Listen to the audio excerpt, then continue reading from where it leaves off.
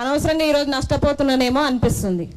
2020-23లో నేను JL exam రాసిన తర్వాత వెరిఫికేషన్కి వెళ్ళినాం. వెరిఫికేషన్కి వెళ్తే నేను 3rd క్లాస్ జంప్ అన్నట్టు, జంపు బోనఫైడ్ లేదు. అయితే ఏం చేసిరంటే వెరిఫికేషన్ టైంలో నా ఒక్క వెరిఫికేషన్ కోసం నెల టైం ఇచ్చిర్రు నాకు. మరి నా మీద జరిగినంత విచారణ మళ్ళీ ఈ దొంగ సర్టిఫికేట్ గల్లపైన ఎందుకు జరుగుతలేదో అర్థమవుతలేదు. నాకు నెల రోజులు టైం ఇచ్చారు, నీ సర్టిఫికేట్ కరెక్ట్ లేదు, నువ్వు మళ్ళీ 1 month లోపు తీసుకురా అని చెప్పేసి ఒక నెల రోజులు టైం ఇచ్చారు ఒక బోనఫైడ్కే. అంటే నిరుపేద విద్యార్థుల పైన ఉన్నంత వెరిఫికేషన్, ఉన్నంత విచారణ ఈ దొంగలకు ఎందుకు లేదు? రాత్రికి రాత్రే అపాయింట్మెంట్లు తీసుకొని ఫేక్ సర్టిఫికెట్లతో దొరికి, ఫేక్ సర్టిఫికెట్లు వేరే వేరే యూనివర్సిటీ నుంచి కొనుక్కొని వచ్చి, వేరే కాలేజీల నుంచి కొనుక్కొని వచ్చిన వీళ్ళపైన విచారణ ఎందుకు జరుపుతలేదు? శాంతకుమార కమిటీ లెక్క, సిలబస్ కమిటీ లెక్క ఈ దొంగ దొడ్డిదారిన నియామకమైన వీళ్ళపైన ఎందుకు ఒక కమిటీని ఏర్పాటు చేస్తలేరు? ఇంకొకటి, ఇదంతా విద్యాశాఖ మంత్రి పైన డిపెండ్ అయి ఉంది.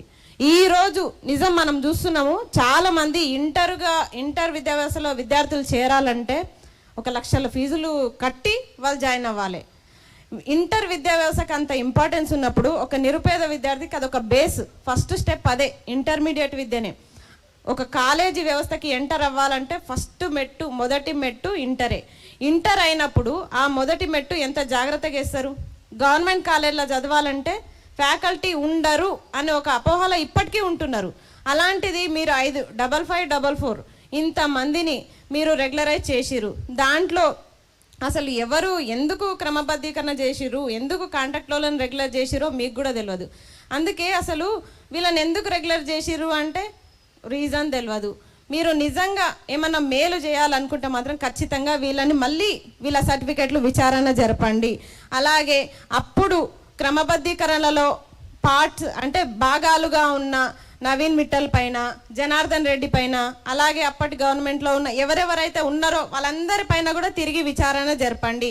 ఇప్పటి విద్యాశాఖ మంత్రి రేవంత్ రెడ్డి గారు మీరు వెంటనే తక్షణమే చొరవ తీసుకొని అందరిపైన కూడా యాక్షన్ తీసుకోవాలి. ఎందుకంటే విద్యాశాఖ మంత్రిగా ఈ బాధ్యత మీ పైననే ఉంది.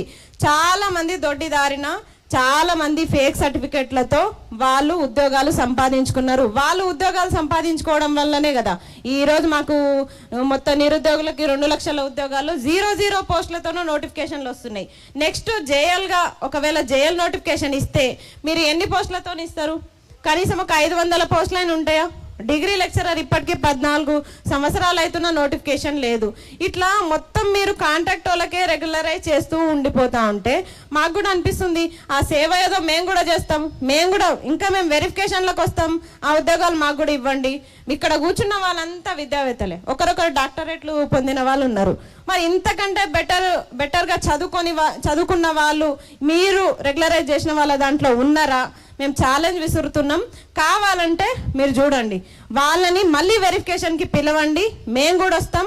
ఒకవేళ మేము నిజాయితీగా చదువుకున్నట్టుంటే, మా సర్టిఫికెట్లలో నిజాయితీ ఉంటే మాకు ఉద్యోగాలు ఇవ్వండి. లేదు వాళ్ళకే నిజాయితీ ఉంది, వాళ్ళ ఉద్యోగాలు వాళ్ళకే కరెక్ట్, వాళ్ళకే ఇవ్వాలనుకుంటే వాళ్ళకి ఇవ్వండి.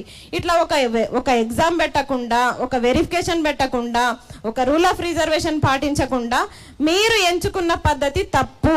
సరే, తప్పు అన్న తర్వాత సుప్రీంకోర్టుకి ఈ న్యాయస్థానాన్ని ఆశ్రయించిన తర్వాత అంతో ఇంతో న్యాయం జరిగిందా అంటే పోయిన ఉద్యోగాలు అన్నీ పోయినాయి కదా. 5,000 పోస్టులకి పైగా మొత్తం ఉద్యోగాలు పోయిన తర్వాత ఇంకా ఉద్యోగాలు ఎక్కడుంటాయి? మనకి నోటిఫికేషన్లు ఎక్కడుంటాయి? పోస్టులు ఎక్కడుంటాయి? ఇప్పుడు వచ్చిన వాళ్ళకి ఉద్యోగాలు వచ్చినాయి, సేవా దృక్పథంతోనో వాళ్ళని గుర్తించి ఉద్యోగాలు ఇచ్చినామంటే చాలా మంది ఉన్నారు. ఒక సేవకే ఉద్యోగాలు వస్తాయంటే మేము కూడా ఒక 10 సంవత్సరాలు సేవ చేస్తాం, మరి మాకు కూడా రెగ్యులరైజ్ చేయండి, మాకు కూడా ఉద్యోగాలు ఇవ్వండి, మేము కూడా సేవ చేస్తాం. మరి నిజంగా మేము ఒక చిత్తశుద్ధితోటి మంచిగా చదువుకొని మొత్తం పీజీలు నెట్లు సెట్లు క్వాలిఫై అయ్యండి ఈరోజు ఉద్యోగాలు వస్తాయన్న నమ్మకంతో లైబ్రరీలో రేయనక పగలనక కూర్చొని చదివి పస్తులుండి కష్టమైనా సరే రూమ్ రెంట్లు కట్టుకుంటా ఈరోజు నిరుద్యోగులం కష్టపడుతుంటే మీరు ఇట్లా దొడ్డిదారిన రెగ్యులరైజ్ చేయడం వల్ల మాకు వచ్చే ఉపయోగం ఏముంది? మేము కూడా అట్లా రాంగ్ రూట్లో వెళ్ళాలా? మరి రాంగ్ రూట్లో వెళ్ళి ఉద్యోగాలు సంపాదించుకోవాలా?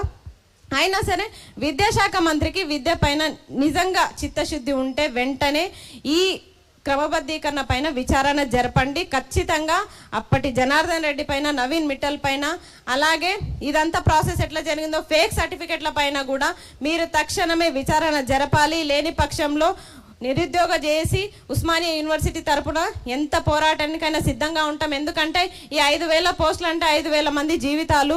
అసలు ఏమాత్రం చదువు రానోళ్ళు కూడా ఈరోజు పోయి అక్కడ బోర్డు దగ్గర నిలబడి అరకొర చదువులు చెప్పుకుంటా విద్యార్థుల జీవితాలను ఆగం చేస్తున్నారు. అలా అందరిని అనట్లేదు, కొంతమంది ఉన్నారు. అంతమందికి అయితే ఖచ్చితంగా మీకు ఉద్యోగాలకి మీరు అనర్హులు. అలాంటి వాళ్ళని మీరు ఈరోజు క్రమబద్ధీకరించి నిరుపేద విద్యార్థులకు మీరు అన్యాయం చేస్తున్నారు.